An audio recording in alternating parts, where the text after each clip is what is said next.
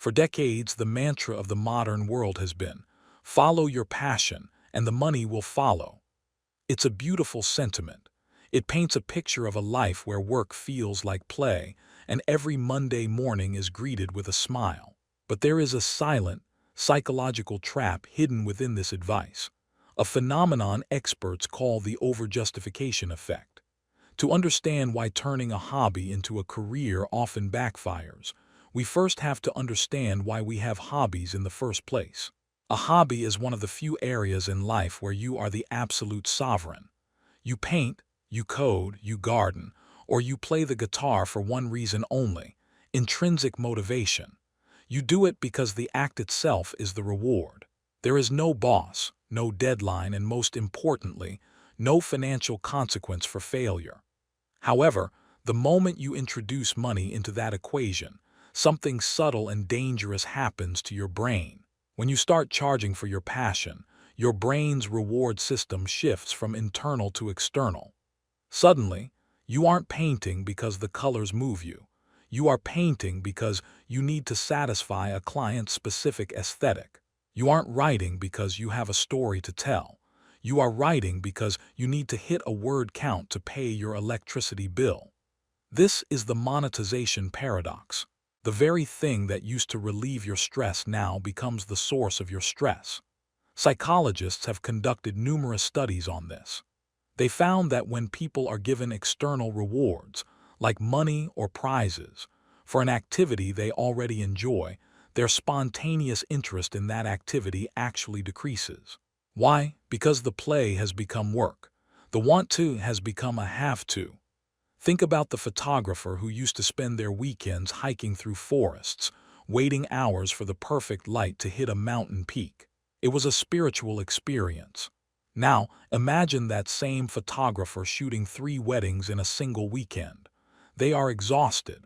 They are dealing with demanding relatives, tight schedules, and the constant fear of a technical glitch. When they finally have a free weekend, do you think they want to pick up their camera? Usually, the answer is no.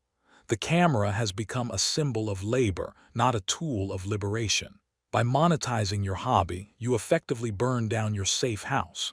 We all need a sanctuary, a place where we can go to be messy, to be imperfect, and to be unproductive. When you turn that sanctuary into an office, you have nowhere left to hide from the pressures of the world. You haven't gained a dream job, you've lost a dream.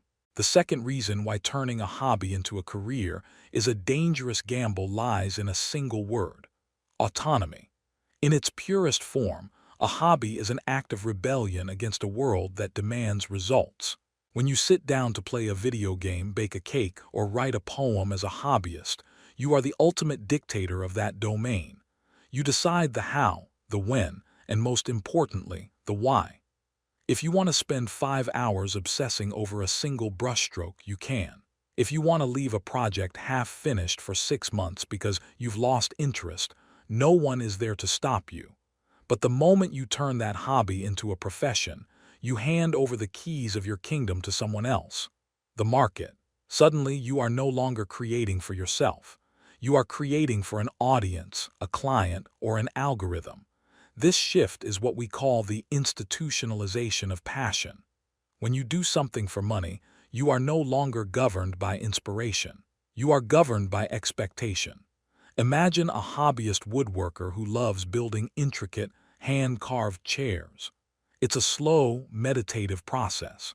But to turn this into a sustainable business, he realizes he can't spend 80 hours on one chair and sell it for a price people can actually afford. To survive, he must streamline. He must use cheaper materials, faster methods, and repeatable patterns. He stops being an artist and starts being a manufacturer. He isn't making what he loves anymore, he's making what sells. This is where the resentment begins to grow. In a professional setting, your creativity is no longer a wild, free-flowing river. It is a tap that must be turned on at 9 a.m. and turned off at 5 p.m. The creative block that used to be a minor inconvenience in your hobby now becomes a financial crisis. When you must be creative to pay your bills, creativity stops being a gift and starts being a burden. Furthermore, you lose the right to fail.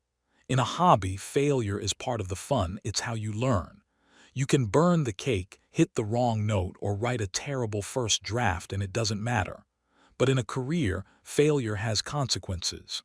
It affects your reputation, your ratings, and your income. This fear of failure kills experimentation. You stop taking risks. You stay in the safe zone because that's where the paycheck is. When you lose the freedom to fail, you lose the soul of your hobby. Think about the content creators you see online. Many of them started because they loved making videos about their niche interests. But as they grew, they became slaves to the YouTube algorithm. They can't make the videos they want to make anymore. They have to make the videos that get clicks. They are trapped in a golden cage of their own making, forced to perform a version of their passion that the world demands, rather than the one their heart desires. By making your passion your career, you might find that you've traded your freedom for a title and your joy for a deadline. You are no longer doing what you love. You are doing what you are told. One of the greatest dangers of turning your hobby into your career is something few people warn you about: the collapse of your identity. In a healthy life, we wear many hats. You are a professional, but you are also a friend, a traveler, a student, and perhaps a painter or a musician. When your career is separate from your passion, you have a diversified emotional portfolio. If you have a bad day at the office, you can go home and find solace in your guitar. Your failures in one area do not define your success in the other. But when your passion becomes your career, those boundaries vanish. Your hobby is no longer your escape. It is your identity. And that is a precarious place to be. Psychologists call this identity fusion. When your creative output is tied to your ability to survive, any criticism of your work feels like a direct attack on your soul. If you are a freelance illustrator and a client rejects your design, they aren't just rejecting a file, they are rejecting you. Your self-esteem becomes a roller coaster that tracks with your professional success. If the business is doing well, you feel like a god. But the moment the market shifts, or you hit a period of stagnation, you don't just feel like a struggling professional. You feel like a failure as a human being. This leads to a profound sense of spiritual burnout. When you lose the distinction between who you are and what you do, you lose the ability to rest. For the person who turns their hobby into a career, free time becomes a myth. If you love photography and it's your job, every beautiful sunset you see is no longer a moment to be cherished. It's a missed content opportunity. Every meal is a potential photo shoot. Every vacation is a scouting mission. You begin to view your entire life through the lens of productivity. You stop living in the moment and start living in the output. The tragedy here is that by trying to make your life perfect, by doing what you love 24/7, you've actually made it impossible to ever truly switch off. You've turned your soul into a factory that never closes its doors. We need to remember that humans are not meant to be optimized. We are not machines that must produce value at every waking hour.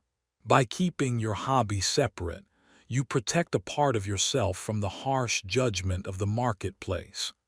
You keep a small corner of your heart that is not for sale, a place where you can be amateur, where you can be messy, and where your worth is not measured by a paycheck or a like count. If you lose your hobby to your career, what do you have left when the workday is over? If you've sold your passion to the highest bidder, who are you when the lights go out and the laptop is closed? Protecting your identity means protecting your passions from the weight of your ambitions. Sometimes, the best way to love something is to refuse to get paid for it. If we shouldn't turn our deepest passions into our careers, then what is the alternative? Does this mean we are doomed to spend 40 hours a week in a soul-crushing cubicle? Not at all. The solution lies in a concept that is often overlooked in our hustle culture: the good enough job. A good enough job is a career that meets 3 specific criteria. It pays you well, you are competent at it, and it leaves you with enough time and mental energy to pursue your real passions outside of work. It is a strategic partnership between your survival and your soul. When you stop demanding that your job fulfill your every emotional and creative need, you actually become a better employee and a happier person. You stop looking for meaning in a spreadsheet and start finding it in your life. Consider the 80/20 rule of passion. Use 80% of your energy to excel in a field that provides stability. Use the remaining 20% to engage in your hobby with absolute, unadulterated freedom. In this model, your career acts as a patron of the arts. Your salary is the budget that funds your hobbies. Your 9-5 is the foundation that allows your 6-10 to be wild and experimental. Think of some of the greatest thinkers in history. Albert Einstein worked at a patent office while he revolutionized physics. It wasn't his career that gave him the insights. It was the fact that his job was stable enough to give his mind the space to wander. Franz Kafka was an insurance officer. T.S. Eliot worked in a bank.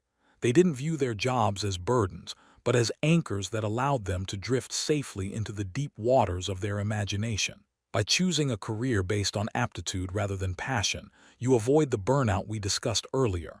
You can be proud of your work without being consumed by it. You can achieve mastery without identity fusion. This approach also gives you a psychological safety net. If your hobby remains a hobby, you are allowed to be an amateur. And there is immense power in being an amateur. The word amateur comes from the Latin word amator, which means lover. An amateur does something purely for the love of it. When you are an amateur, you don't care about SEO, you don't care about market trends, and you don't care about what an editor thinks. You are playing in the purest sense of the word. The goal of life is not to find a way to get paid for every hour of your existence. The goal is to build a life that you don't need to escape from. So instead of asking, "How can I make money doing what I love?" try asking, "What kind of work can I do that will support the life I want to live?" Build a career that respects your time. Build a career that utilizes your strengths. And then use that career to protect the things you love, keeping them safe from the corrosive influence of the marketplace. Your passion is too precious to be a commodity. Let it stay a gift. As we come to the end of this exploration, we arrive at a simple, yet radical truth. Your worth as a human being is not defined by your productivity. We live in an era that worships the hustle. We are told to optimize our mornings, monetize our side projects, and turn every waking second into a step toward a grander career. But in this frantic race to turn our passions into paychecks, we have forgotten the most important thing of all: the joy of doing something for no reason at all. When you decide not to turn your hobby into your career, you aren't giving up on your dreams. In fact, you are doing the exact opposite. You are protecting your dream. You are putting a fence around your passion and saying to the world, "This part of me is not for sale. You cannot have it." Imagine a life where you have a career that you respect, a job that challenges your mind, provides for your family, and contributes to society. And then, imagine coming home to a world of your own making, a world where you play the piano poorly just because the sound of the keys makes you happy, a world where you paint messy, abstract canvases that will never be hung in a gallery, a world where you write stories that will never see a printing press. In that world, you are truly free. The pressure is gone. The likes don't matter. The algorithm has no power over you. In those moments, you aren't a content creator, a professional, or a brand. You are simply a human being experiencing the raw, unpolished magic of creation.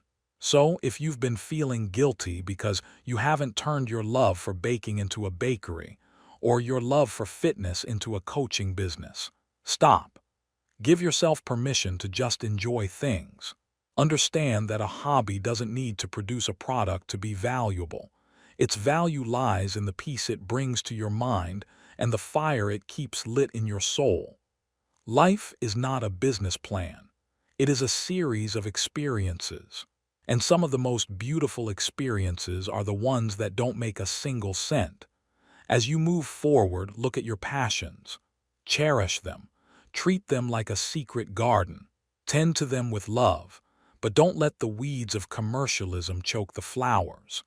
Build a career that supports you, but keep a passion that sustains you. Because at the end of the day, when the career is over and the retirement party is finished, what remains won't be the titles you held or the money you made. What remains will be the things you loved, the things you did simply because they made you feel alive. Keep your passion, keep your joy, and most importantly, keep your freedom.